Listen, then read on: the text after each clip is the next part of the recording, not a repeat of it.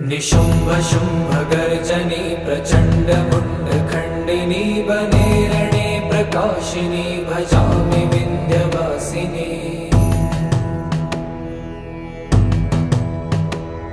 त्रिशूलमुण्डधारिणी धराविघातहारिणी गृहे गृहे निवासिनी भजामि विन्ध्यवासिनी।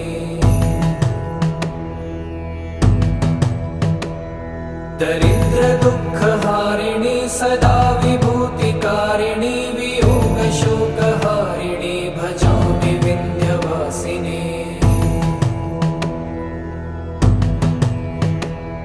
लसत्सुलोललोचनं लतासनं वरप्रदं कपालशूलधारिणी भजामि विन्ध्यवासिनी। कराब्जदान